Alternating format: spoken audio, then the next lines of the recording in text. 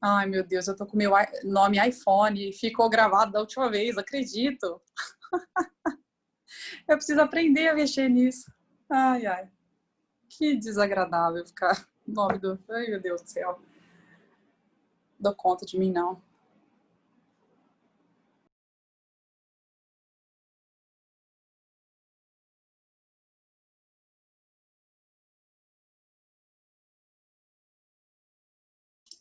Marina?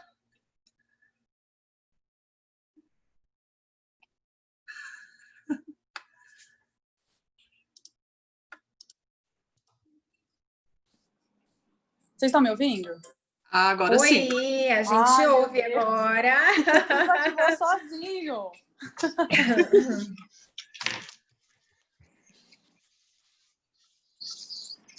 Que doido, ele desativou sozinho.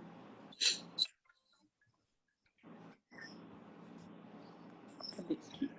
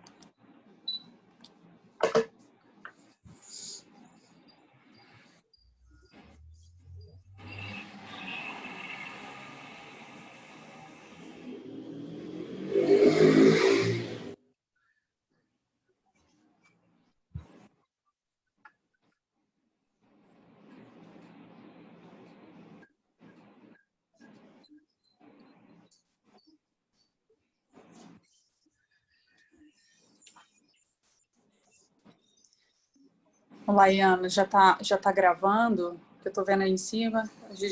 Ah, depois tem jeito de cortar e ir direto na hora que começa, né? Seu microfone tá mudo. Aí. Depois eles vão editar, Ah, tá? tá. Depois eles vão editar. Eles vão editar que depois a gente precisa mandar isso para São Paulo. Ah, entendi. Uhum. Aline, você tá aí?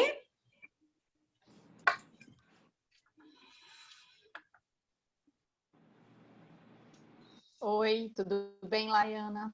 Oi, boa noite, tudo bem? Tudo bem. Você precisa compartilhar o link com o pessoal de Tuverava?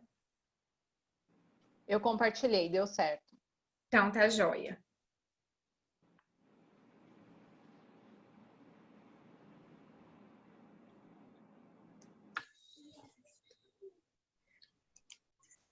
Marina, Cris, nós só vamos dar mais uns minutinhos, porque o Marcos me passou aqui a quantidade de inscritos e ainda tem algumas pessoas para entrarem, tá? Tá. Eu acho que a gente começa às 7h35 em respeito a todo mundo que entrou pontualmente. Perfeito. Pode ser.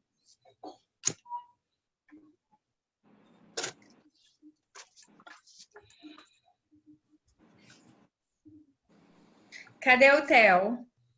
Ai, tá lá na minha mãe. Oh. Ai, eu falei pra ele, mamãe vai trabalhar e já volta. Aí ele, mamãe. Ai, 2 aninhos, né? Aí ele não entende direito ainda. Aí Ele tá escurece, uma, ele começa a chamar a mamãe. ele tá uma fofura. Ai, obrigada. Mas tá arteiro. Tá. Deixa assim, é sinal que tá esperto, tá crescendo, tá desenvolvendo, Saudável, tá né? aprendendo o mundo. É, nossa. E assimilar tudo isso, né? Muito novidade. Tudo que ele vê, ele quer repetir, quer fazer. Como é impressionante isso, né? O Eu fico exemplo é impressionada. tudo. O exemplo é tudo. É verdade. É muito gostoso. É. Boa noite. Boa Boa noite. Boa noite. noite. Tudo Acabando bem, de- Fabi? Tudo bom, mas acabando de chegar, tive que ir de emergência na dentista, enrolei para chegar. Não, mas fica tranquila que vai dar tempo. Acabei de fazer a janta agora. Que bom. Ah,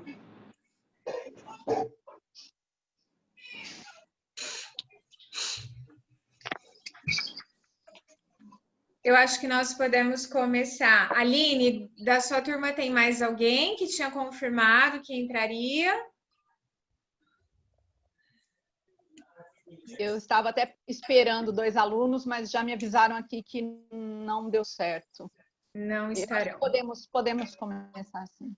Podemos começar. oi, Cucu. Pessoal, boa noite. Boa noite. Noite. Noite. Alunos todos de outros polos que não estão aqui, a Unip de São Joaquim. Temos hoje o polo de Ituverava junto. Alguns alunos que eu estou supervisionando por Ribeirão Preto. Os nossos alunos, né, Cris, aqui do curso de Serviço Isso. Social e Enfermagem. Exato. E também alguns alunos do polo de Guarulhos, que participarão conosco, tá? Bacana. Então, nós temos muitos inscritos, mas o pessoal acho que vai entrando ao longo do nosso bate-papo. Em respeito a todos que já entraram, acho que nós podemos iniciar. Bom, alunos, nós conversamos com vocês durante a supervisão que esse tema de discussão dessa noite foi proposto pela Unip São Paulo através da supervisão e coordenação de estágio.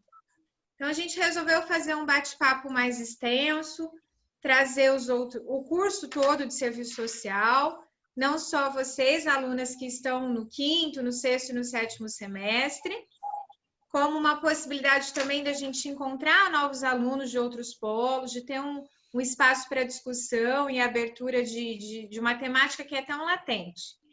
Com isso, também convidei a Cristina, que é tutora no Polo Unip São Joaquim da Barra, para os cursos de saúde, e a Marina, psicóloga, para nos apoiar nessa argumentação e nessa discussão que foi proposta, tá? Então, nós vamos discutir um pouquinho sobre os desafios e toda essa proposta em tempos de pandemia e pós-pandemia. Tudo isso que virou a nossa vida com a transformação e a mudança do cenário global com a pandemia.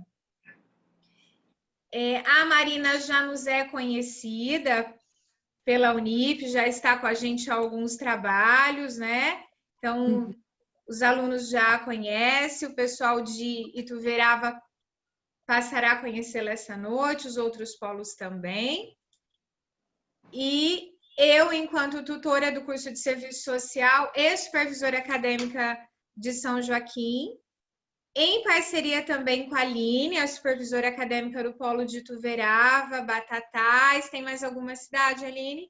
Miguelópolis. E Miguelópolis. Estaremos com vocês nessa noite para discussão e mediação do tema, tá? Eu queria comentar e pedir a gentileza dos microfones permanecerem fechados durante a apresentação e a discussão. Ao final, a gente abrirá os microfones para as dúvidas, tá? Para que a gente não tenha ruídos e interfira aí na fala das nossas convidadas. Tranquilo? Tudo bem? Alunos, vocês receberão depois da live, um questionário que precisa ser preenchido, assinado e devolvido no e-mail para que a gente possa repassar a São Paulo, a coordenação de estágio, e posteriormente a coordenação de estágio repassará ao CRES, tá? Porque essa é uma atividade complementar obrigatória para todos nós que estamos em processo de estágio, no período de estágio. Tudo bem? Então, vamos apresentar para vocês um pouquinho do que são as nossas profissionais dessa noite, a atuação que elas têm aí com a saúde, a experiência que elas vão ricamente trabalhar conosco nesse bate-papo. Então, a Marina Loureiro Tardelli, eu falo tanto Marina Tardelli, que na hora que vai falar o sobrenome do meio até engasga. Até eu, viu? Eu só acostumo com o Tardelli. Com o Tardelli, isso. A Marina é psicóloga, com formação pelo Centro Universitário Unifacef em Franca, desde 2010. Ela é psicóloga clínica, com especialidade, então ela é especialista em psicanálise, maternidade e questões relacionadas ao puerpério e gestão de pessoas.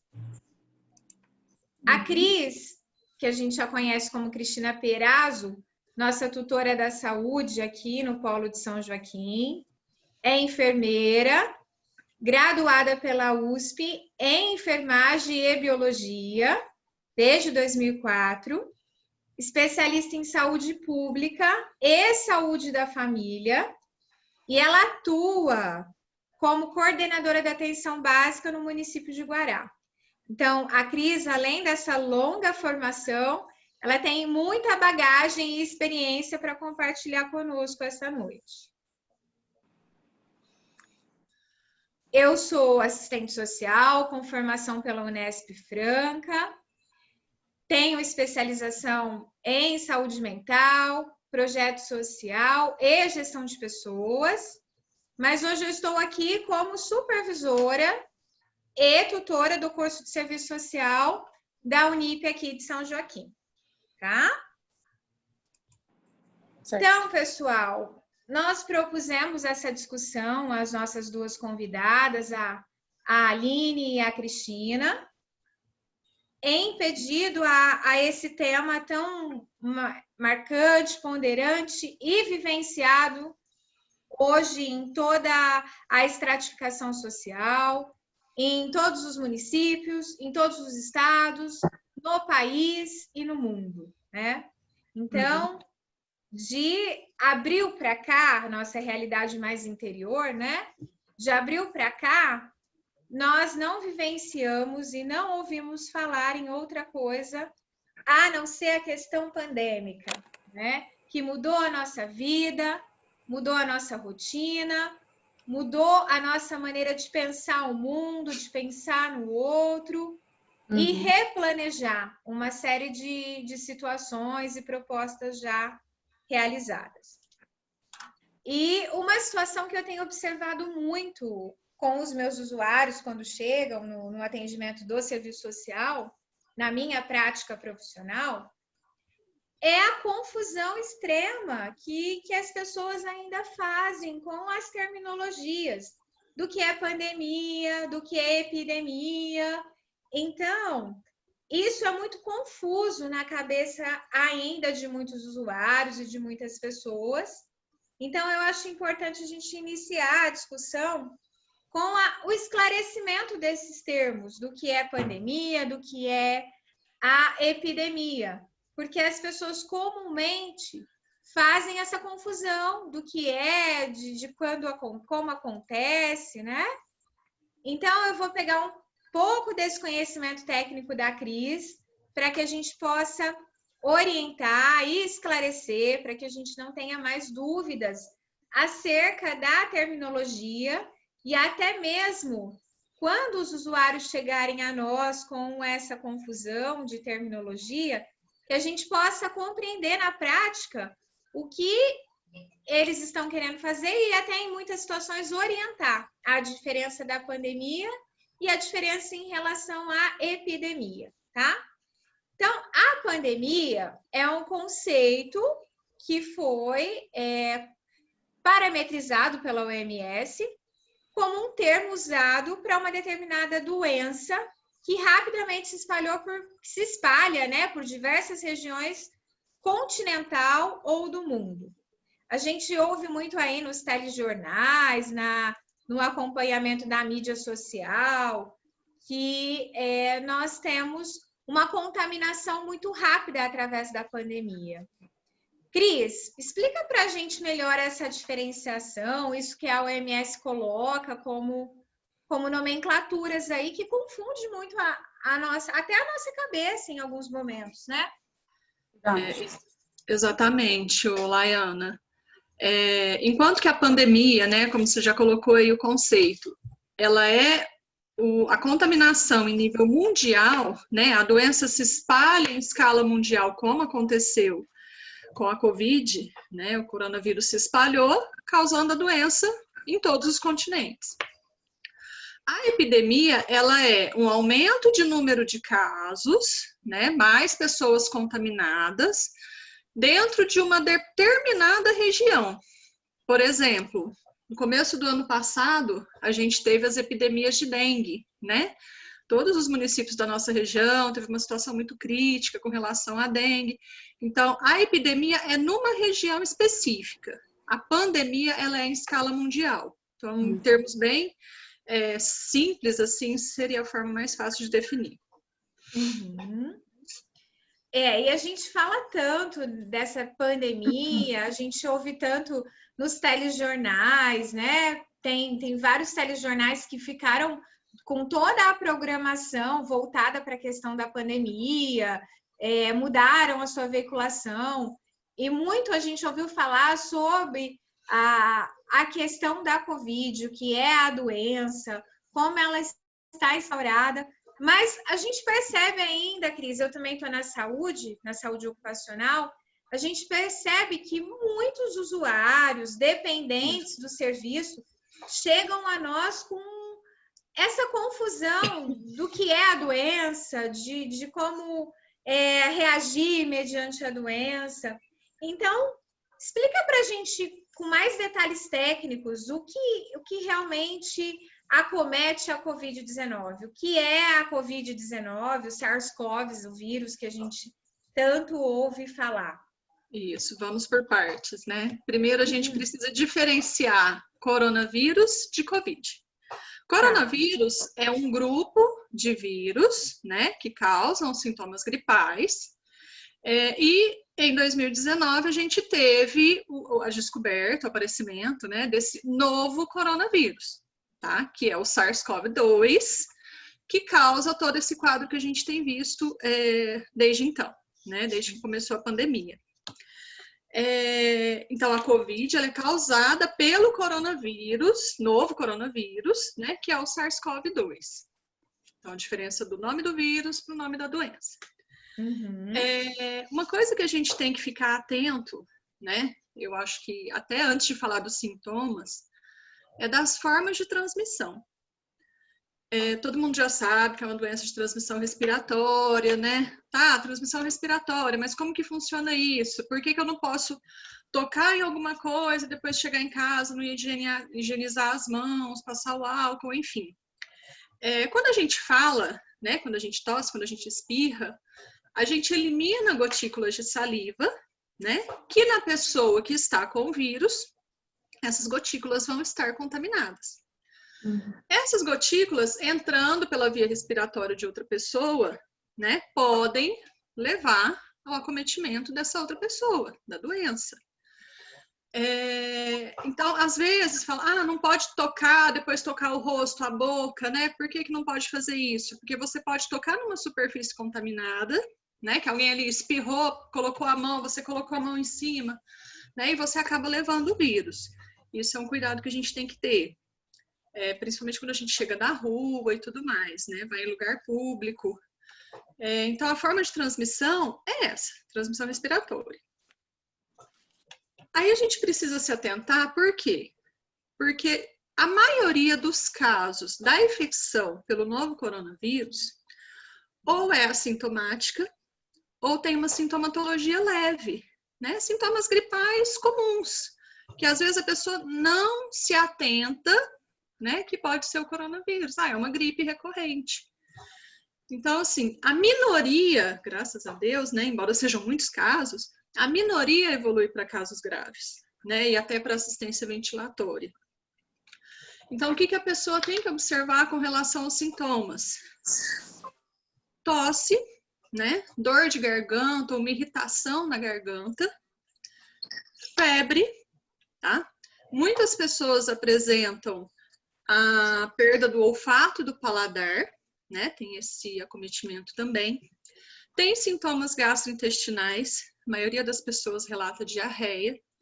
Muitos relatam, mesmo que não seja grave, mas um intenso mal-estar, né? Eu conheço um colega de trabalho que falou assim, é uma mistura de gripe com dengue, com dói tudo e parece que junta sintoma de tudo, né? Uau. E é lógico que as situações graves são aquelas em que há a febre e a falta de ar, né? Que é a dispneia. E com a queda da saturação, que é o quê? Que é a oxigenação do organismo da pessoa. Então, esses casos, muitas vezes, eles vão precisar ser hospitalizados, né? E alguns vão precisar de assistência ventilatória. É onde a gente teve toda essa situação relacionada aí à ocupação de leitos, de internação, de UTI e tudo mais. A gente também não pode se esquecer que tem pessoas, grupos de pessoas que são mais vulneráveis, né? Que são os idosos, que eles têm, pelo próprio envelhecimento, né? Um sistema imunológico um pouco mais enfraquecido. Os diabéticos, né? Cardiopatas. Então, assim, obesos, que é o que a gente percebe que muitas vezes são os que agravam. E muitas vezes são aqueles que não estão saindo de casa, mas que recebem os filhos, que recebem os netos, que podem estar assintomáticos e levar a doença para esse grupo de pessoas, que é um grupo que a gente tem que ficar mais alerta, que a gente tem que cuidar mais, né? Eu vou na casa da minha mãe, né? Meus pais são idosos, eu vou de máscara, principalmente por eu ser profissional de saúde. No começo da pandemia eu nem estava indo, né? Então, assim, a gente tem que ter esses cuidados, justamente para evitar os casos graves, que é o que muitas vezes leva ao colapso aí do sistema de saúde, né, que a gente viu. Sim. E, então, a gente percebe, dentre a população, com as nossas amizades no município, até durante todo esse processo da pandemia, a abertura social que nós começamos a iniciar, né, que nós temos muitas pessoas que não têm essa livre consciência do que a doença realmente pode causar, do que a doença pode trazer, e os números estão aí. Eu coloquei aqui na projeção da tela a última divulgação que nós temos do Ministério da Saúde, tá? Que foi uma fonte lá do BNO News, tá? Então, nós temos hoje mais de 2 milhões, quase 2 milhões e meio de casos confirmados no mundo, tá? E no globo, a gente tem quase mais de 170 mil casos de mortes confirmadas, tá? Nossa.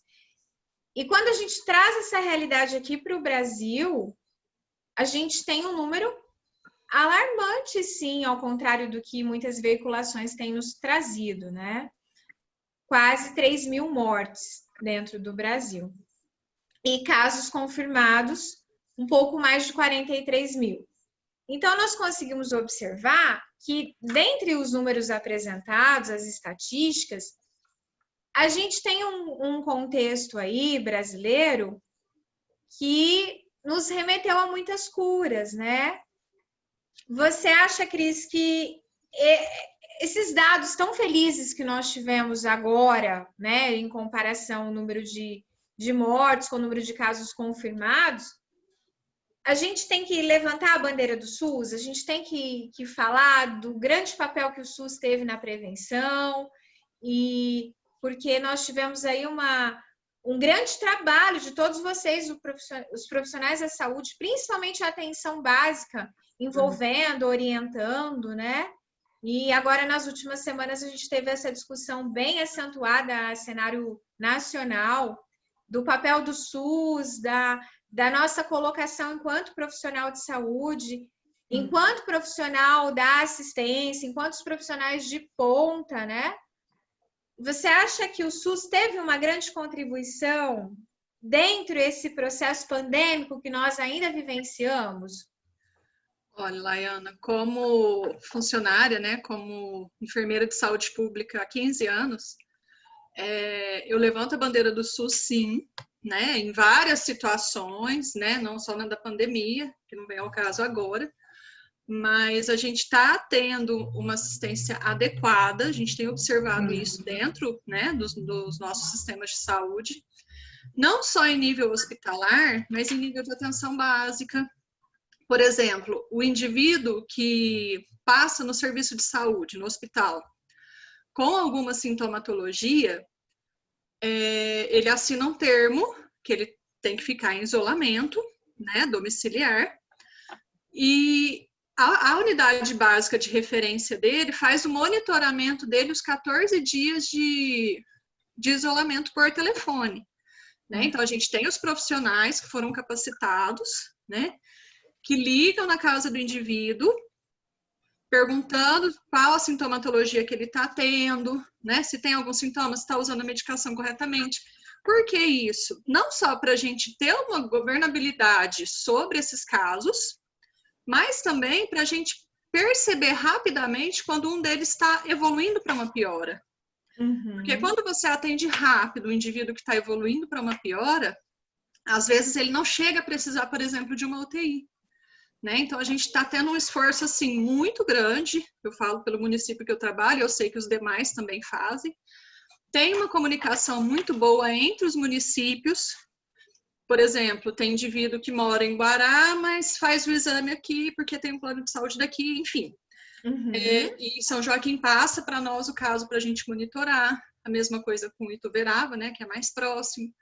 Então, assim, a gente tem sim uma assistência muito adequada, estamos tendo no SUS, em todos os níveis de atenção, primário, secundário e terciário, inclusive no caso dos indivíduos que evoluem com alguma sequela, né, que precisam de um especialista, esses acabam tendo prioridade e tudo mais. Sim. Então, sim, eu levanto a bandeira do SUS.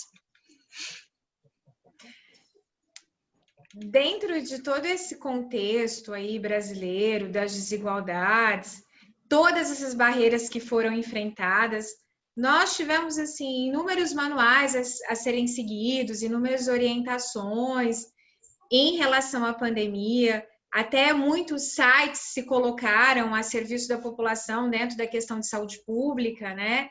Alguns órgãos que até então nós não conhecíamos com uma atuação tão presente, como as vigilâncias sanitárias de todos os municípios, o próprio governo do estado se posicionando, e os profissionais de saúde se mostraram, deram a cara, e nós conhecemos o valor da atuação profissional em todos os níveis de atuação, tanto da enfermagem, da medicina, da psicologia, da nutrição, do serviço social, que teve um papel extremamente impactante dentro do nosso estado e do nosso país, com o acompanhamento a essas famílias, né?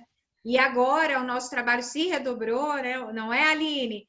Em todos os caminhos que a gente atende, qualquer área de atuação e abrangência que estejamos, as barreiras estão acessíveis aos serviços e a população aprendeu e está aprendendo a buscar esse atendimento. São Paulo postou várias notícias e teve esse trecho aqui que eu achei muito interessante e eu queria compartilhar com vocês, falando sobre o contexto brasileiro. Então, o próprio governo do estado verificou isso que a gente já tem na prática, que a gente já conhece na nossa estatística diária de atendimentos, que são as desigualdades e essas barreiras de acesso. Então, o SUS teve essa ponte de unir, né? Mas nós percebemos que Ainda esse acesso levou, sim, a situações de agravo à pandemia em muitos lugares, né? E dentre isso, a gente também teve a questão dos impactos psicológicos. Além de toda essa vivência, de todo esse contexto brasileiro de barreiras de acessos, de introspecção, de introversão, a gente tinha o ser humano composto de sentimentos, de vida, de estrutura familiar e social, que se viu em inúmeras situações. Então, Marina, eu queria que você pudesse colocar para a gente, avaliar um pouquinho dos impactos psicológicos que a gente possa relevar durante esse processo pandêmico. O que a gente tem que observar em relação a isso? Realmente, em relação aos impactos psicológicos, uma coisa que a pandemia nos trouxe foi um nível de estresse muito elevado, muito elevado. E com isso, por que o nível de estresse muito elevado? Porque a gente não sabia direito com o que estava lidando, a gente está começando a ter mais informações agora, e ainda assim a gente fica muito no escuro em algumas questões, né, no que diz respeito à pandemia, porque é algo extremamente novo. E o impacto principal foi por conta da mudança radical, né, na nossa rotina. Foi algo que a gente certamente não esperava. E com essa mudança radical veio a necessidade do isolamento social, né? E, gente, isolamento social para nós latinos. Nós somos extremamente calorosos, a gente precisa muito do contato, a gente é muito do toque, do acolher, do abraço, do beijo. Isso é muito do brasileiro, né, em específico. Embora a pandemia, óbvio, né, a nível mundial, claro, por isso pandemia. Mas, assim, vamos focar em nós, no Brasil aqui, né? A gente é um povo extremamente caloroso. E quando se trata de uma necessidade quase que radical, que veio essa necessidade de um isolamento social, gente, isso fez a gente dar uma mini surtadinha, né? Em decorrência disso, teve uma explosão, vamos colocar assim, em casos relacionados a níveis de estresse muito alavancado. Então, a CID-11 foi muito feliz em nos categorizar em aspectos psicopatológicos alguns transtornos que vêm desses níveis de estresse elevados, como, por exemplo, uma pandemia como a Covid-19, tem um potencial gigantesco de promover, como, por exemplo, o transtorno do estresse pós-traumático, a questão do transtorno de ajustamento, né, que é um transtorno também ansioso, a reação aguda ao estresse, nós temos o luto prolongado, são muitos aspectos que a gente tem que lidar por conta de um medo muito grande e que gera também muita ansiedade. E o medo e a ansiedade, eles estão intimamente relacionados, porque o medo vem dessa questão iminente de um risco iminente, né, que é o vírus, que a gente é um inimigo invisível, a gente não sabe onde está. Olha o medo extremo de ser contaminado e de contaminar. Então, eu não sei o que é pior, né? É aquela coisa, a sensação que fica que se eu ficar, o bicho pega, se eu correr, o bicho come. Então, assim, a gente não sabe para onde correr, a gente não sabe onde está, é um inimigo invisível, né? E isso é muito amedrontador. Então, isso trouxe como aspecto de impacto psicológico um grau de estresse, de ansiedade elevadíssimos, né? Essas duas questões. Então, eu fico entre o medo de uma ameaça iminente e ansiedade, porque como é que vai ser esse futuro? O que me espera? Eu vou ser contaminada e se eu for contaminada, se eu for contaminado, o que me espera? O que isso vai me acarretar? Como vai ficar minha carreira se eu tiver uma carreira profissional? Eu vou ter que dar uma pausa, eu posso morrer, eu posso contaminar alguém. A gente convive com pessoas de risco, isso se a gente não for uma pessoa de risco. E tem os riscos psicológicos também, né? Que a gente, lógico, a gente prioriza as questões físicas, porque esse vírus é letal, pode matar, né? Só que pode matar também a nível psicológico. É muito sério isso, né? Então, fica esse impacto principal psicológico, né? É basicamente isso que eu enxergo como profissional da área da psicologia. Muito ponderante. A sua contribuição foi muito boa. Eu Ai, acho que que bom, de uma maneira tranquila, você falou tudo isso que a gente sente e às vezes em muitos momentos não consegue colocar e trazer isso para a vida, né? Então, esses dois ápices que a gente convive, o inimigo invisível e o medo do que vai acontecer à minha família e a toda a estratificação social que eu estiver inserido, né? Exatamente. E, pegando o gancho nesse medo, o outro assunto que também foi extremamente debatido pelo Ministério da Saúde e por todos nós profissionais em qualquer envolvimento com ou não a saúde, foi o distanciamento social, né? Então, a gente tinha aí uma mescla também de emoções, de apreensões quanto eu devo ir, eu devo ficar, eu visito os meus pais, eu não visito, eu serei o portador do vírus ou não serei o portador do vírus, mas e se essa outra pessoa que estiver na ponta que eu não vi padecer ou for acometido por alguma outra patologia que não seja a Covid? Então, todos nós, seres humanos, independente de qual grau de equilíbrio emocional dentro do contexto, tivemos aí um mix de sensações, de emoções, né?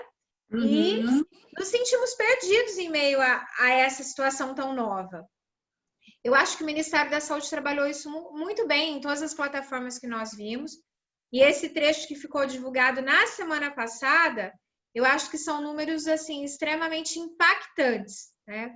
40% da população brasileira, ela está em situação informal, sem acesso aos direitos básicos. Número esse que já nos era sabido. Os profissionais da assistência social, quem está aí no jurídico, quem está em qualquer outra acompanhamento a nível de atenção básica, tanto no serviço social ou em outras profissões, esse número já nos era sabido, já nos era discutido e a gente já trabalhava com esses impactos e o que isso geraria, né? Mas parece que ter reconhecido isso em números pelo Ministério da Saúde, pelo próprio governo, nos dá realmente esse registro dessas altas taxas de desigualdade social que nós temos aí no Brasil. E tudo que a desigualdade regional acomete, né? Então, a gente fala das taxas nacional, mas a gente também avalia nesse momento a nossa região, né? Então, a gente tem dentro da questão do isolamento social uma série de famílias que perderam o trabalho, que deixaram de ter uma atuação profissional, porque não havia um outro caminho, contaram com o benefício social. Em contrapartida, a gente teve uma série de outras pessoas que já dependiam da Previdência Social por quaisquer outras doenças que o governo também foi obrigado a rever uma série de outras questões. Inúmeros benefícios sociais foram cancelados, benefícios de auxílio-doença, e realmente uma grande parcela da população se viu à mercê de ajuda e sem condições reais de ter a prática, de realmente fazer valer o que o distanciamento social coloca como a prevenção, né? Então, a nível de avaliação psicológica, Marina, enquanto profissional da psicologia, o que a gente pode fazer ou que números esse distanciamento social nos traz para observar essa realidade que nós estamos hoje? O que ficou desse reflexo aí pós-pandemia em relação ao distanciamento social?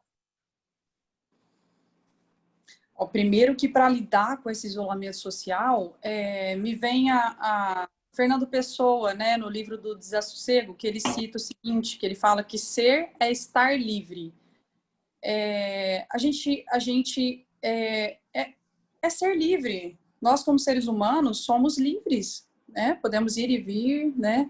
E o que nos foi tirado de maneira violenta, radical, né? essa liberdade de ser, essa liberdade de ir e vir. E isso, essa questão, ela promove uma raiva bem inconsciente mesmo, né? Um tédio muito grande, uma sensação de desamparo, né? E nós temos aí, que eu acho que é muito importante a gente citar, por exemplo, como que a gente pode lidar com isso, por exemplo, né? Como que a gente faz para lidar com essa questão?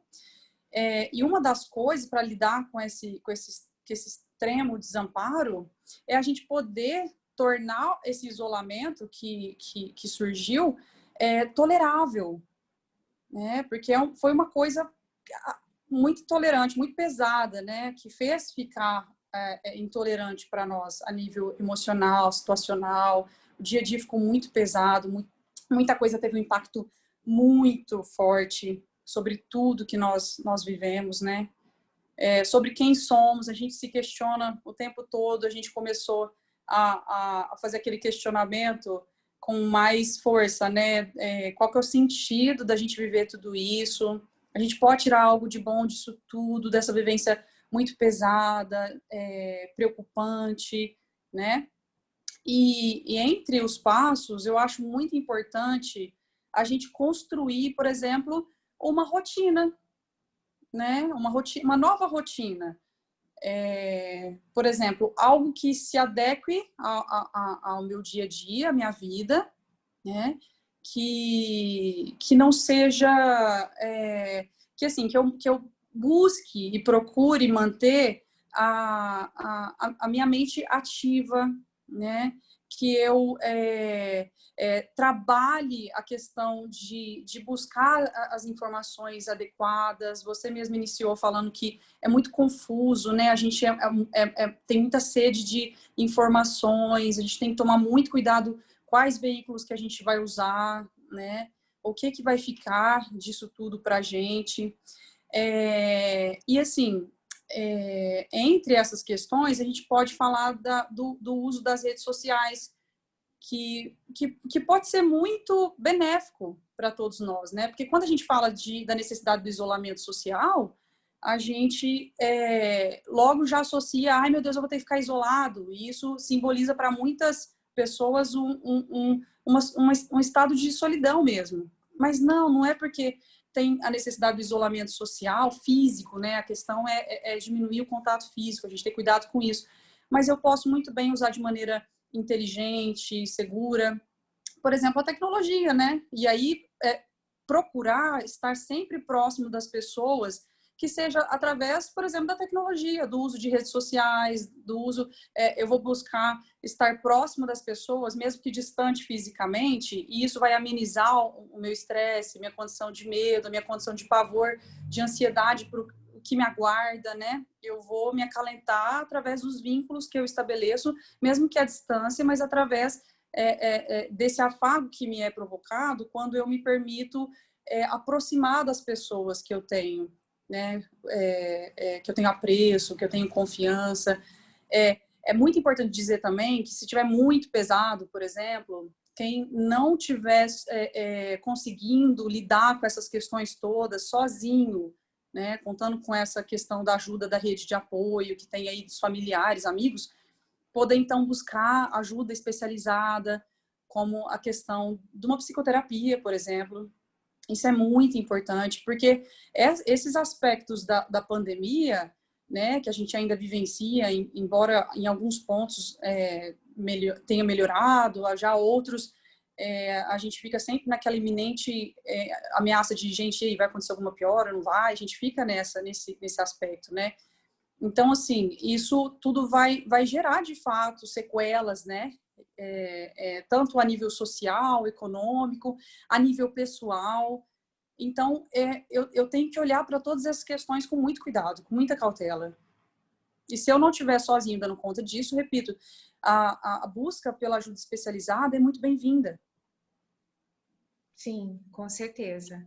A gente buscar, eu acho que até esse processo que nós estamos fazendo aqui, esse bate-papo, levar a informação que eu ouço aqui, levar ao outro, quem eu observo que está passando por um processo de isolamento mais doloroso, mais crítico, esse também é o nosso papel enquanto profissional, em qualquer área de formação, período de formação, é o nosso papel observar o outro e levar a informação ao outro, para que possa buscar ajuda o mais rápido possível.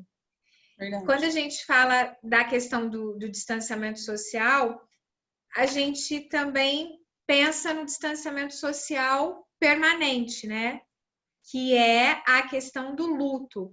Eu ter que realmente me despedir de um ente querido, de um amigo, de alguém que esteve muito próximo a mim uma vida toda, às vezes o meu pai ou a minha mãe, e ter que me despedir dele durante a pandemia, acometido pela Covid, acometido por todas as consequências que esse vírus trouxe, né?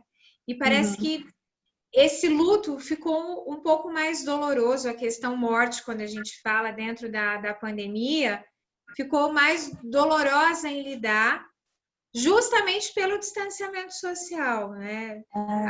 A falta de contato, não poder ver, não poder estar, ou até mesmo conseguimos fazer o que culturalmente a gente tem como homenagem, né?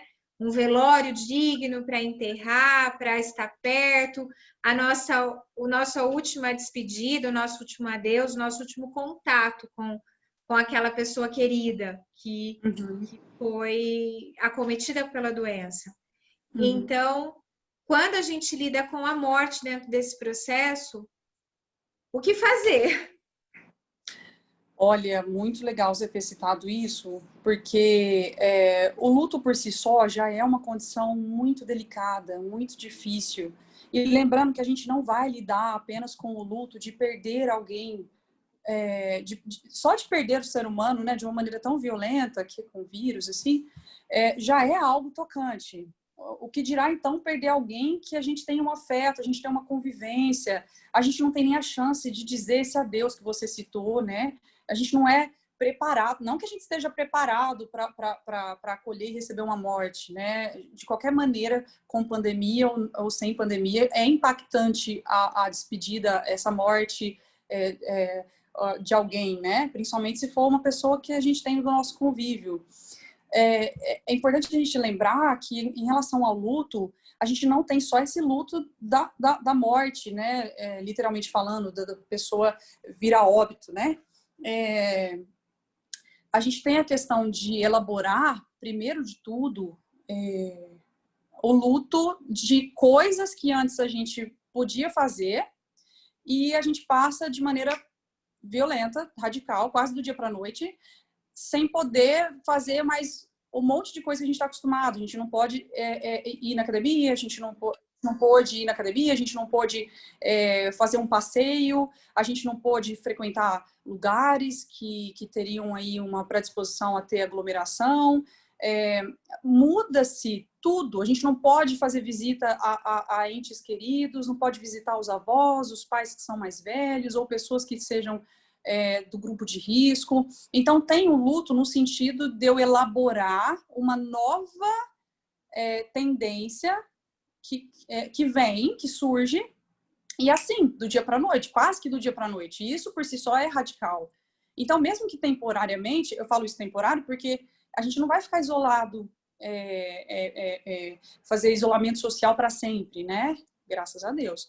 A gente vai retomar, né? Um dia, essa coisa de sair sem máscara, poder ir em aglomerações, né? Estar em meio a tanta gente. Mas, enquanto isso não acontece, há uma necessidade de eu elaborar que, por exemplo, eu, Marina, por exemplo, não existo mais naquela liberdade de ir e vir como antes acontecia, porque eu tenho uma responsabilidade muito grande comigo mesma e com as pessoas à minha volta. Então, eu não posso colocá-las e nem me colocar em risco. Então, há uma necessidade, mesmo temporária, e esse temporário está durando bastante, né? A gente no início, não, vamos tomar uma precaução de ficar 2 semanas, 1 mês, e agora a gente já está há tanto tempo, né? Claro, não é para menos, é uma pandemia. Mas, assim, Aí vem essa questão de elaborar um novo processo, quase que radical, que vem. Então, não existe e não existirá por um tempo a Marina livre naquele sentido de ir e vir. Eu tenho que ponderar, eu tenho que me segurar, eu tenho muita vontade de fazer minhas viagens, que eu tenho o costume de fazer, não posso, e eu vou segurar essa onda, eu vou encarar esse processo da melhor maneira possível e vou ter responsabilidade, né, comigo mesmo e com o outro, como eu disse há pouco. Aí vem essa questão do luto, no que diz respeito a eu perder alguém, né? O luto, no que diz respeito à Covid-19, ele tende a ser traumático, né? Por quê? Porque nos tirou o direito de fazer aquele processo de enlutamento que vem através da pessoa que está, do enlutado, por exemplo, poder seguir aquele sepultamento, aquela questão que nós temos culturalmente, né? Que é esperado na nossa cultura, que é poder velar a pessoa, poder dar um último adeus. Isso nos foi tirado. Então, além de eu ser violentamente acometida por uma notícia de, você perdeu uma pessoa muito querida, foi o Covid, né? Aconteceu isso com essa pessoa. E você, como assim? Eu nunca mais vou ver a pessoa e a pessoa estava relativamente bem, de repente acontece um vírus, ela pega esse vírus e ela falece. É uma coisa que acontece muito depressa, a gente não espera, óbvio. E, além disso, tem a questão de eu não poder nem dar um último adeus a essa pessoa. Então, por isso que esse processo de luto tende a ser traumático.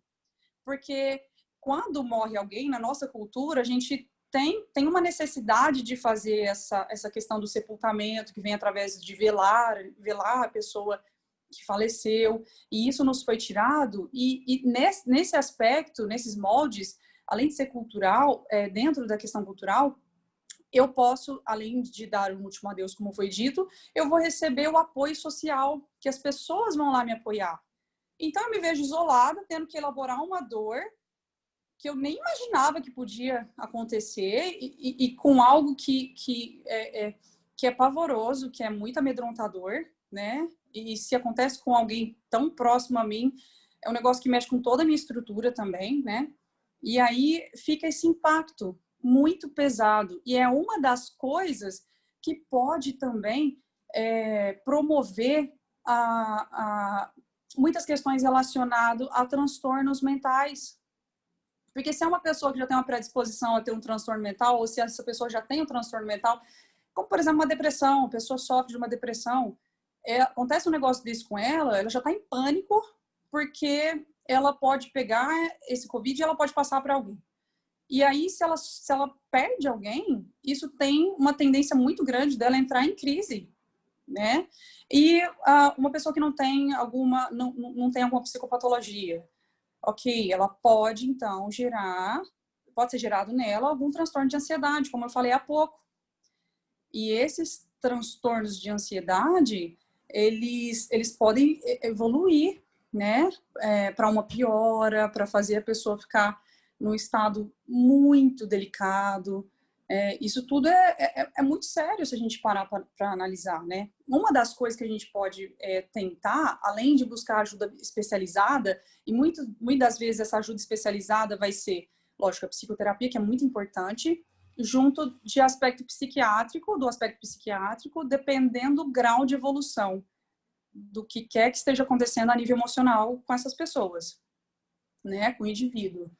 Mas, junto disso, a gente pode tentar, da pessoa que nos é tirada de forma tão violenta, a gente pode tentar se esforçar para lembrar dos aspectos positivos, amorosos da pessoa que partiu, né? A gente pode tentar, eu repito, é muito importante a ajuda especializada. Não é à toa que os consultórios psicológicos, psiquiátricos já estavam hiper mega procurados antes da pandemia, mas com a pandemia teve um boom, teve uma procura gigante, porque junto disso as pessoas também começaram a entrar em contato com muitas coisas que não cabiam mais nelas mesmas.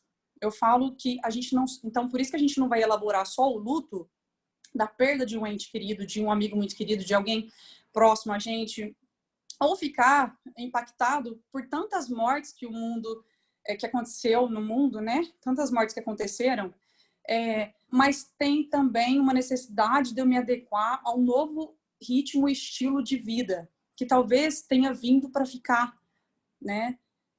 É basicamente isso que eu penso. Espero que faça sentido para vocês. Muito sentido Bom. mesmo, né? E acho que esse sentimento todo mundo vivenciou em algum estágio ou está vivenciando, né? Até porque o processo pandêmico não terminou. Embora a gente já esteja com esse olhar mais positivo para a busca da vacina mais rápida, né? A gente já começa alguns ensaios aí de discurso de que 2021 nós voltaremos a fazer isso, 2021 a minha vida volta, entre aspas, aos eixos, eu retomo o que eu deixei de fazer em 2020. Mas todos esses aspectos são extremamente importantes e impactantes à vida de todos.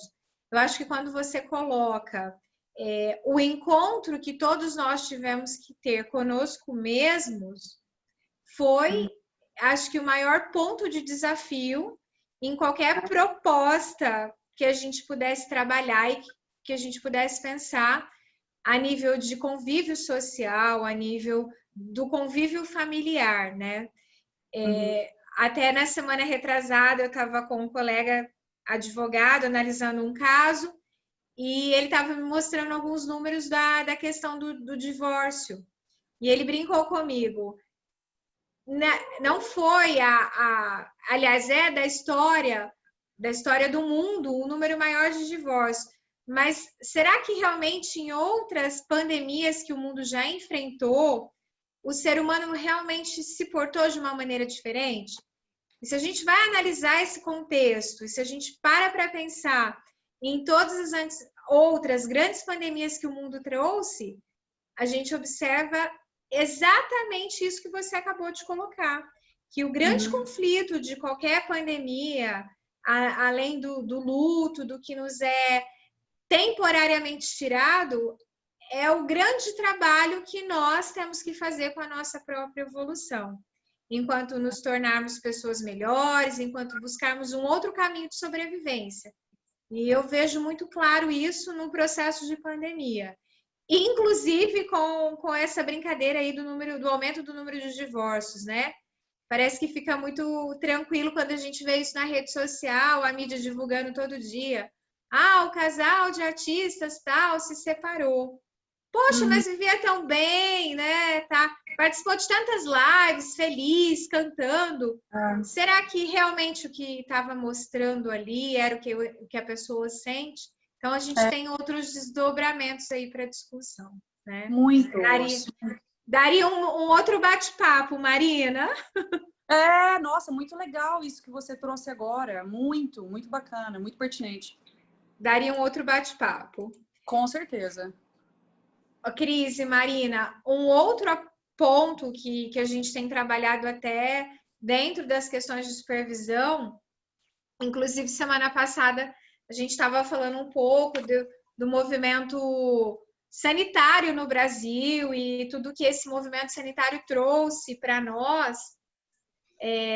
A gente observa dentro da saúde pública que os números são alarmantes, mas o Brasil, em relação a outros países da América, ou até mesmo quando a gente faz a comparação com a Europa, a gente tem um número muito triste, que é o agravo às doenças que são muito graves, né? Que potencializam os riscos da Covid.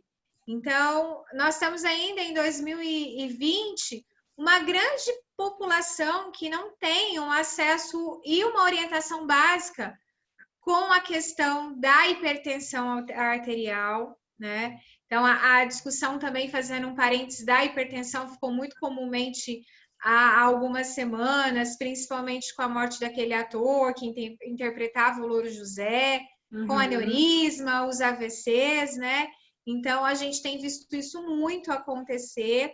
Doenças que são tratáveis, que são orientáveis, que a gente tem distribuição livre de medicação na rede pública e que aliás, uma grande parte da população não tem acesso a essa informação, não sabe buscar.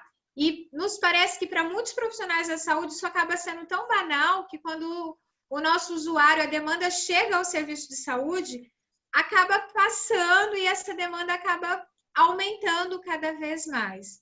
Então, eu queria, Cris, que você pudesse nos falar um pouquinho do que a gente pode fazer ainda, mediante a todo esse cenário pandêmico, o que a gente ainda pode fazer, na sua visão da enfermagem, para trabalhar a prevenção dentro de tudo isso.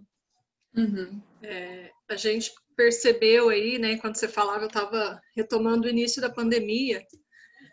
Com o advento da pandemia, a gente negligenciou um pouco, né, nós da área da saúde, né, de modo geral, as outras doenças. E a própria população, né? Porque como que fica o acompanhamento do hipertenso, do diabético lá dentro da unidade de saúde? Como que fica a questão da vacinação, não podendo expor dentro da unidade de saúde? Então, nós tivemos inúmeras discussões com relação a isso. Igual a questão da prevenção, né? Por enquanto não vai fazer exame de prevenção, mas o câncer ele não para de aparecer. Né? As mulheres continuam tendo câncer de mama, os homens continuam tendo câncer de próstata e outros mais, né? E foi um pouco negligenciado, sim, né? No início. Lógico que com o passar do tempo a gente está vendo uma retomada, né? Dessas questões dos fatores de risco, das orientações. Lógico, a gente não pode fazer grupos ainda, né? De orientação, mas a gente pode fazer o atendimento individual, com todos os cuidados, né, com as precauções que a gente tem que tomar durante o atendimento. E devagar a gente está conseguindo retomar isso, sim, né? É lógico que isso é histórico, né? Infelizmente, assim, muitas pessoas não buscam ou não têm o acesso adequado, ou não têm uma orientação, um atendimento adequado, muitas vezes, né? Mas, assim, o esforço está sendo feito para a gente voltar a essa questão do atendimento normal, né? Dentro do novo normal que a gente está vivenciando. Outra coisa que eu queria ressaltar é a questão da responsabilização de cada um, né? Da conscientização das pessoas. Porque, às vezes, eu comentei dos monitoramentos, né? A pessoa fala, não, mas eu não tenho nada, eu posso trabalhar. Eu fui na Santa Casa, ou no hospital, porque eu estava com uma dorzinha de garganta e me puseram em isolamento, mas eu estou bem, né? E esse estar bem, muitas vezes ele é um positivo. E muitas pessoas não têm essa consciência do quanto é fundamental ela fazer o isolamento, né?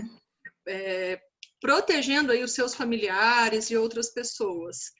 Então, assim, essa questão da conscientização é fundamental. Quantas vezes a gente não vê na mídia, né, pessoas que brigaram em comércios por causa de uso de máscara, né? Infelizmente, a gente tem que se adaptar, né? Por enquanto, né, Marina? Você falou, a gente não sabe por quanto tempo vai durar, essa questão do novo normal. E parte de cada um mesmo, é uma ação individual com benefício coletivo. Então, assim, a consciência da população, nós, enquanto profissionais, do serviço social, da educação, da psicologia, fazer esse trabalho, né, de conscientização dentro dos nossos serviços, eu acho que a gente consegue controlar um pouco mais, né? E, consequentemente, ter uma melhora desse quadro. Sim, acho que esse é o caminho, né? Não é, Cris? Trabalhar a prevenção e continuar batendo na tecla, o que a gente conversa muito. O trabalho é de formiguinha, a conscientização é um tijolinho por dia, para que no final a gente consiga construir um prédio, um edifício, até chegarmos à cidade, no país. Então, o caminho é esse, paulatinamente, orientar e buscar e trazer esse usuário para mais próximo, trazer essa pessoa que tem um pouco mais de resistência a panos de fundo da orientação, do que é o caminho, do que isso pode contribuir para uma vida saudável a ela e aos familiares, né? Porque aqui a gente pensa na saúde não só como contexto físico, mas na saúde como contexto emocional, estado de equilíbrio e aceitação dentro de uma sociedade, né? Então, são muitas questões para trabalharmos. É verdade. Marina, eu acho que enquanto você estava falando, eu fui até digitando esse último tópico aqui, que eu não tinha nem pensado antes do nosso início de conversa. Dentro de todo esse contexto aí, do que ficou com tudo isso que a gente conversou agora, a gente tem ouvido falar o que é muito novo, dessa síndrome pós-caverna, né? Tá todo mundo falando do isolamento social, e de repente, essa nova terminologia aí na mídia, síndrome pós-caverna, né? Orienta a gente o que de fato é isso, como reconhecer essa síndrome, um tema tão novo para todos os profissionais dentro do contexto da saúde. Como nós, enquanto profissionais, ficamos e como a gente consegue identificar essa síndrome, o que fazer para trabalhar com ela, como agir. Essa síndrome vem como uma consequência, claro, né, da pandemia. E, assim, uma das coisas dentro dessa síndrome que deixa a gente, profissional da área da saúde, né, muito preocupado é em relação à questão do transtorno pós-traumático. Isso vai gerar muitas consequências. Porque imagina, quem já pegou o COVID, né, a COVID, teve aspectos muito traumáticos, e aí tem uma tendência enorme em desenvolver esse transtorno pós-traumático, né? Porque fica, num primeiro momento, reexperimentando aquele evento traumático. Isso quando a pessoa entra num determinado pânico e ela não tem um auxílio adequado, ou ela tem o apoio de todas as pessoas em volta, mas a cabecinha dela, a cabeça da pessoa sozinha, já transforma qualquer aspecto em pânico, tendo em vista que ela foi acometida por algo muito grave. Nós podemos pensar nos casos em que as pessoas são até entubadas, né, que são os casos mais delicados, que a pessoa que, graças a Deus, consegue sair dessa condição mais severa da COVID, ela tem aspectos traumatizantes para lidar de uma maneira muito forte, né? E isso vem como uma nova, como algo muito presente, muito atuante na mente da pessoa. E isso vai influenciar tudo na vida dela. Então, como essa questão da COVID vem como uma sequela, né? Esse vírus traz uma porrada de sequelas, não só a nível econômico, né?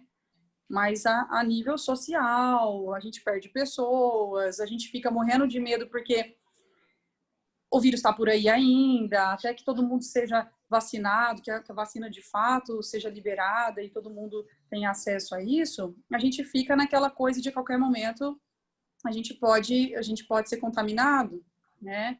Eu tenho um caso clínico de uma moça que ela ficou extremamente traumatizada, eu posso usar esse termo mesmo, essa terminologia, porque ela agora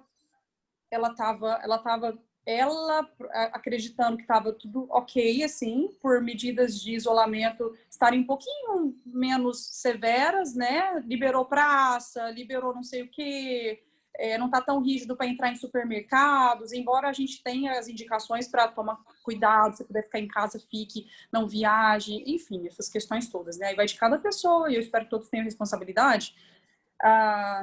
Ela deu uma tranquilizada, assim, a família dela também ficou mais tranquila, a gente não vai pegar isso não, e ela tinha tido a sorte de ninguém perto dela ter pego, nem a família dela, então eles deram uma aliviada nos moldes de cuidado em relação à COVID.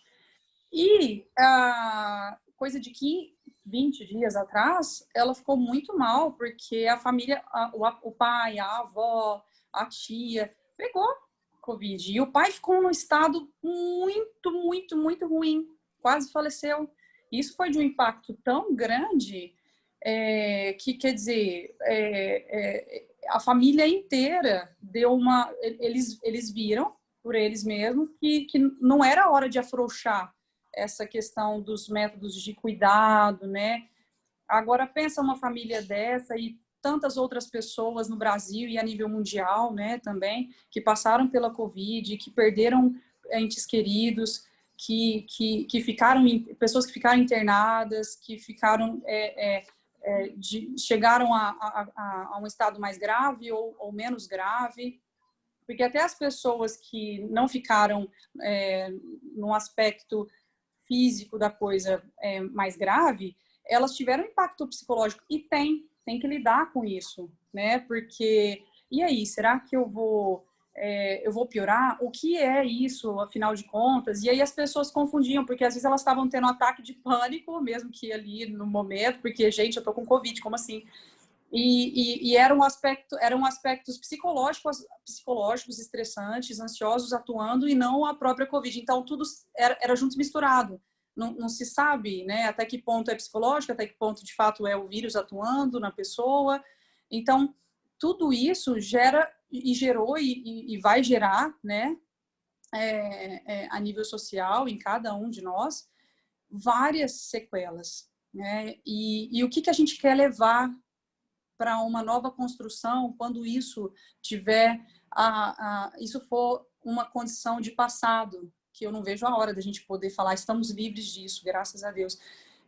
O que a gente quer levar, o que a gente quer construir como ser humano, o que a gente vai usar das piores coisas que estão acontecendo a nível mundial, o que a gente vai tirar de lição, todas essas coisas a gente já tem que começar a pensar, né? E o otimismo é muito importante, né? Manter o otimismo, o humor é fundamental, o bom humor é fundamental, né? Ajuda especializada, se tiver pesado e difícil demais, você sozinho lidar com isso, não é vergonhoso pedir ajuda, muito pelo contrário, isso demonstra muita coragem, muita maturidade, tá?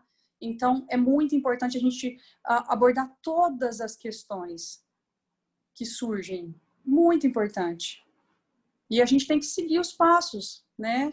Que são mais saudáveis, que a gente quer para a gente como indivíduo, tanto para a gente criar mais responsabilidade em relação a essa questão da pandemia, que ainda está entre nós, né? Porque algumas pessoas estão tendo esse descuido de, não, eu tô cansada de ficar isolada, agora, tem algumas pessoas que de maneira muito infeliz já estão, não estão ligando muito, já tô saindo, já tô, não é momento, ainda é momento de muito cuidado. Teve gente que eu comentei essa semana que falei, vamos fazer uma live sobre a questão da pandemia e suas consequências e tudo mais.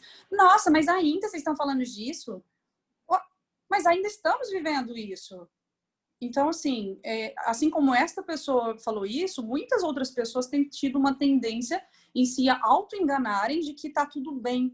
Isso é um mecanismo de fuga para uma realidade que está ainda batendo na nossa porta. Então, esse apelo é muito importante, porque isso tudo vai gerar muitas sequelas ainda. E se a gente não tiver essa responsabilidade, nossa, isso vai duplicar, triplicar em termos de consequência do que vai vir da falta de responsabilidade social, afetiva, emocional e o caramba 4. Fez sentido o que eu falei, gente? Fez muito sentido o que você falou. Foi muito importante, relevante tudo que você falou. Aline, quer contribuir com alguma coisa? Nossa, eu tô aqui, né? A gente acha que já conversou muito sobre isso, mas não, é necessário. As nossas armas que nós temos hoje é só isolamento, uso de máscara, a gente não é verdade? Então, nós temos que conversar, chamar essas pessoas de volta à realidade e cada dia que a gente tiver um espaço desse, temos que utilizar, né? Que nossos alunos levem isso para casa, que contribuam também, cada um da sua forma, mas para lembrar que estamos vivendo ainda, não acabou e ainda vai demorar ainda um tempinho, né? Confiamos na ciência, aguardamos porque é necessário, mas não podemos deslizar. E muito feliz de conhecer a Cristina, a Marina, muito feliz pelos alunos que estão participando e só agradecer por cada um que tirou esse tempinho para ouvir, para bater um papo e nos conscientizar ainda mais, né? Dar puxão de orelha em quem a gente lembrar, que estiver em casa e continuamos perseverantes, né? Isso. É só agradecer, Laiana. Obrigada. Obrigada, viu? Obrigada, Aline. Obrigada, Aline. Pessoal, para a gente encerrar e abrir para as perguntas, se houver alguma, nós, do Serviço Social, falo aqui também em nome da Aline, como supervisora, queríamos trazer nessa noite esse embate, então nós pensamos nessa live, a gente programou isso para que a gente pudesse ter, sim, um momento de falar ainda sobre a pandemia, tá? Não é isso, Marina? Vamos falar sim sobre a pandemia, então vamos responder a essa pessoa que você encontrou e a inúmeras outras que nós encontramos todos os dias, que a pandemia está aí, os números estão aí, nós temos sim, no nosso município, na nossa região, todos os dias novos registros, tá? Então, a gente está vivenciando um processo de política, desculpa, mas não encontro um outro termo para falar de politicagem, né? Que as coisas ficam muito escondidas embaixo dos tapetes, é como se nada tivesse acontecendo. Dentro também dessa era que a gente vive aí, de nos aproximando às eleições municipais. Então, o número de pessoas que estão contaminadas continuam. Todos os dias nós recebemos notificações, todos os dias a gente conhece alguém que está. As UTIs permanecem ainda com pacientes em tratamento. Não temos zerado na nossa região, no nosso estado, nem no nosso país os números de pacientes pela UTI. Infelizmente, nós ainda temos mortes diárias em relação ao Covid. Então, nós desejamos de coração que vocês reflitam nessa conversa de hoje, que vocês levem para casa, que discutam com a família, que discutam em seus espaços de estágio, que levem a informação e que, se ficou alguma dúvida que a gente possa esclarecer, nós estamos aqui ainda à disposição. Mas, para fechar, eu queria deixar essa mensagem que a gente vê muito aí na rede social. Eu tentei buscar mais cedo o autor para projetar aqui, mas foram muitos autores para essa frase, então, na verdade, eu fiquei sem saber, de fato, qual é a fonte verdadeira, então eu preferi não citar, tá? O corpo alcança o que a mente acredita. Então, manteremos o nosso equilíbrio emocional para que a gente possa permanecer fortes aí frente a toda essa situação pandêmica e sairmos de tudo isso como seres humanos melhores, né? Perfeito. Obrigada, alunos, pela atenção. Eu abro agora os microfones. Alguém tem alguma pergunta, alguma dúvida?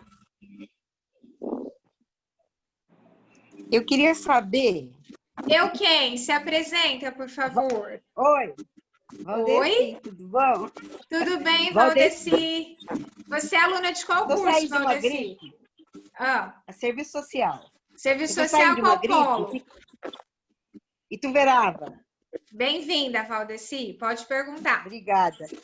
Adorei a palestra. Eu Que tô bom. saindo de uma gripe, eu tenho gripe alérgica, e fiquei muito preocupada, porque minha sogra é idosa, meu namorado pegou gripe também. Aí hoje eu fiz o teste.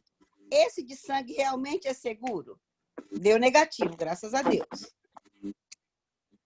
Mas eu fiquei muito preocupada porque eu tive uma dor no corpo, não tive febre alta e nem dor de cabeça, mas eu pensei que eu estava com Covid. Fiquei quieta 14 dias em casa. Você fez o exame de laboratório, Valdeci? Eu fui numa unidade básica de saúde, né? Que eu, inclusive, sou funcionária da área de saúde, mas estou afastada por ser idosa, né? Sim. E hipertensa. Aí eu fui lá, fizemos aquele do dedinho de 10 Teste minutos. rápido. Sim. Você acha que eu posso me sentir segura? Sim, sim, pode sim. Se você tiver com mais de 10 dias que você estava com sintomas, quando você fez o teste, você pode confiar nele sim. Mas existe... Sim, eu estou desde o dia 30, Desde o dia 30.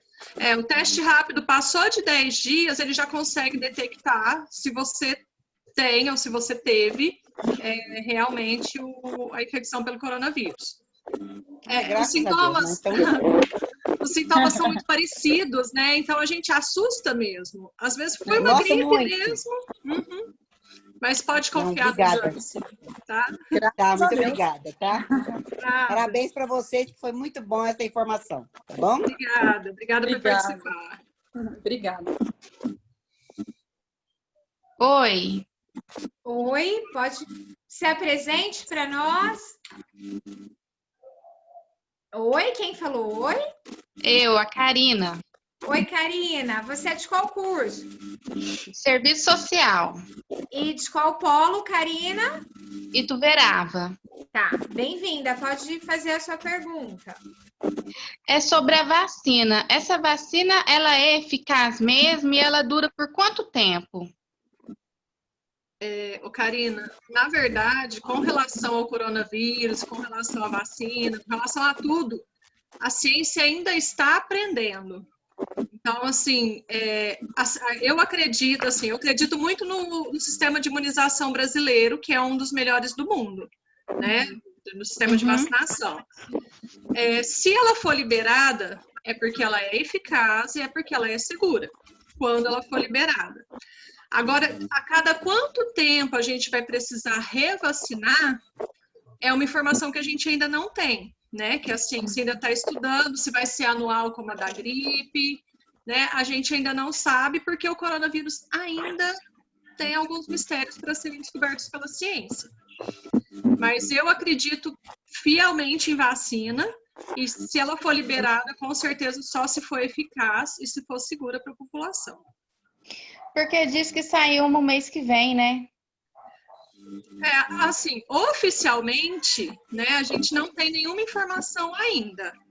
Há umas especulações de que viria em dezembro, ou de que viria em janeiro, né? Só que, assim, oficialmente a gente não tem essa informação ainda pelo sistema de imunização, tá? Pelo Programa Nacional de Imunização. Ah, sim, entendi. Gostei muito da palestra. Muito boa. Obrigada, Karina. Obrigada a vocês. Oi, quem nos fala? Eu sou a Lilian Procópio, sou do curso de Recursos Humanos do Polo de São Joaquim. Bem-vinda, Lília. Obrigada. Eu gostei muito quando comentou sobre essa questão das crises de ansiedade, de todos os problemas a mais que tem envolvidos nessa questão da Covid. Eu falo por mim. Eu tive crise de ansiedade direto, de não estar próximo da minha família, de não saber se meu filho podia ir para a escola, de não saber se eu chegava em casa e estava trazendo alguma coisa. Eu estava começando a ficar paranoica. E eu falo assim, então às vezes a gente fica só, né? E temos que ficar mesmo, se você for olhar. Mas eu falo assim, isso me afetou num ponto de crises mesmo, de insônia e tudo mais, sabe? Então, às vezes a gente fala Covid só, né, nessa questão, que a gente sempre ouve na televisão só isso, e poucas pessoas falam, como vocês falaram, de outros aspectos que esses sintomas, né, que toda essa situação está gerando para a gente. Para mim, essa parte psicológica afetou demais. Entendeu? Lilian, Lilian, você é uma pessoa muito corajosa e muito verdadeira em falar algo que afetou todos nós, né? A todos nós, até até hoje, não só no comecinho disso tudo, nos promoveu muita ansiedade, né? E isso provocou um monte de desordem no nosso dia a dia mesmo. Você citou a questão da insônia, né? Como que isso influenciou em tudo, tanto para a gente psicossomatizar, né? Da gente ter sintomas físicos por conta de uma ansiedade, do medo muito grande em relação à questão da pandemia, né? Principalmente para a gente, que é uma responsabilidade muito grande, não só a nível social, no que diz respeito lá fora da nossa casa, mas dentro da nossa casa. E olha a sua preocupação em levar, de repente, para o teu filho, né? Olha como que isso é grave, como que isso não nos preocuparia, né? Não promoveria um aspecto ansioso, amedrontador. É muito natural, diante de uma condição séria, bastante preocupante, a gente ficar com muito medo e ter reações em relação a isso. São reações naturais e são coisas que as pessoas às vezes não falam, né? Não olham. E é muito, muito bacana você falar sobre isso, porque a ansiedade que foi promovida em relação a esses aspectos todos atingiu todo mundo, atingiu todas as pessoas, de todas as classes sociais, de todas as idades. Nós temos até as crianças sofrendo em relação a isso, porque elas são muito inteligentes, elas captam tudo em volta, elas não estão entendendo o que está acontecendo direito, e elas têm uma fantasia de que elas vão perder o papai, a mamãe, os amiguinhos. Será que nunca mais eu vou voltar a estudar? Elas não têm essa maturidade que nós adultos temos de saber que, claro, as escolas vão voltar a nível presencial. Então, até nossas crianças são muito...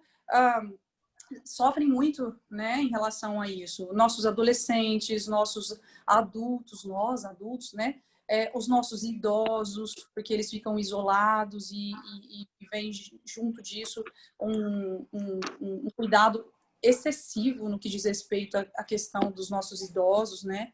É uma coisa muito, muito pertinente a se pensar, assim. É muito sério tudo isso. As consequências psicológicas que vêm de uma era na qual a gente vivencia uma pandemia. Que coisa mais doida, né, que a gente está vivendo. Jamais pensávamos que poderíamos passar por isso. A última coisa, se eu não me engano, que nós como humanidade passamos, mas nós aqui, nos tempos de hoje nós não passamos, quem está vivo hoje não passou, foi em 1918, a gripe espanhola, não foi? Foi algo assim? Foi isso, não foi? E que foi assim, a gente ainda tem a sorte, se é que eu posso falar assim, da gente estar muito mais evoluído, claro, né? Então, a gente ainda consegue usar muitos aspectos para que a gente consiga usar recursos, ferramentas para a gente conseguir driblar um pouquinho aí. E olhe lá, né? Agora, imagine lá em 1918, que loucura, né? Bom, enfim, eu vou me estender. Aí já é um assunto para uma outra live também, né? Pessoal, nós abriremos para mais uma pergunta, para que a gente possa encerrar. Uhum. Alguém quer fazer essa última pergunta? Eu queria fazer. Quem? Se apresente. Bruna. Bruna, você é de qual curso? É enfermagem. É enfermagem? Qual polo, Bruna? São Joaquim. São Joaquim, tá. Bem-vinda à palestra. Obrigada. Então, eu queria saber assim, eu não sei, eu sou de Orlândia, mas eu estudo no Polo de São Joaquim. E eu não sei se tem mais gente daqui de Orlândia, mas as pessoas, vamos dizer, daqui, que eu vejo, andam na rua como se a gente não tivesse numa pandemia com um vírus que está atacando. Se vocês verem de final de semana, como que uma avenida, uma rua fica aqui, que a gente chama de Rua 1, como fica lotado de gente, lotado, todo mundo sem máscara, todo mundo muito junto, muito aglomerado. E eu queria saber para quantas pessoas uma pessoa só pode passar o vírus? Tipo, eu posso passar o vírus para quantas pessoas mais ou menos? Ou isso não tem como falar? Ô, Bruna, isso depende muito, né, do contato que você está tendo. Se você estiver num lugar aglomerado, né? Que é a transmissão por gotícula, né? São as gotas que caem até 1 metro de distância. Por isso, esse distanciamento de 1 metro, 1,5 metro. Então, assim, quanto mais próximo de pessoas você chegar, para mais pessoas você vai conseguir passar.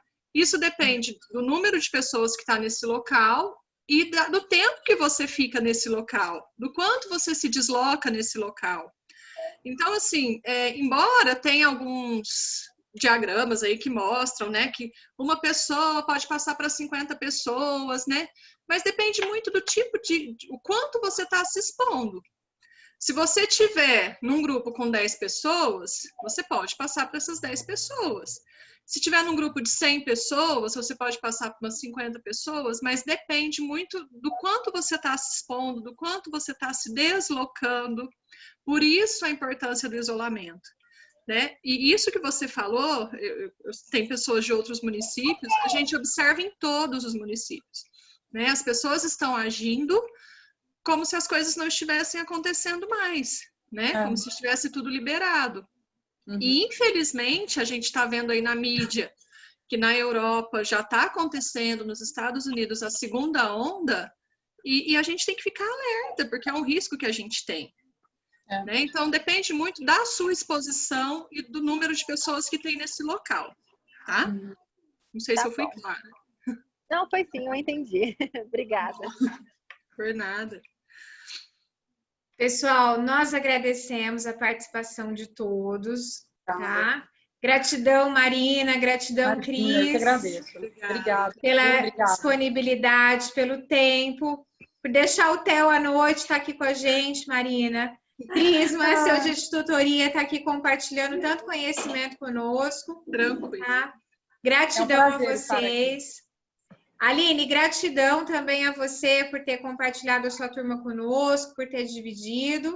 Acho que a gente pode trocar essa experiência em outras semanas, né? Com temas aí junto da supervisão, misturar os polos, né? E, alunos, nós repassaremos o formulário que a Unip mandou para que vocês possam preencher e assinar, tá? Os alunos do estágio, alunos meus do Serviço Social aqui Polo de São Joaquim, que não estão em período de estágio, não receberão esse formulário, tá? Então, fiquem tranquilas, se vocês não estiverem no estágio, o formulário não chegará no e-mail. Eu preciso que vocês preencham, aproveitem o final de semana, assinem e me devolvam escaneado ou fotografado até segunda-feira. Tá joia? Boa noite, bom descanso a todos. Boa noite, gente. Obrigada. Boa noite. Obrigada, Laiane. Obrigada, Cris, Aline e o pessoal aí, tá? Obrigada. Obrigada, Marina. Obrigada pelo convite. Boa noite, obrigado. Obrigada, Fabi. Beijo. Beijo. Tchau. Tchau, gente. Obrigadão. Boa noite. Boa noite. Tchau.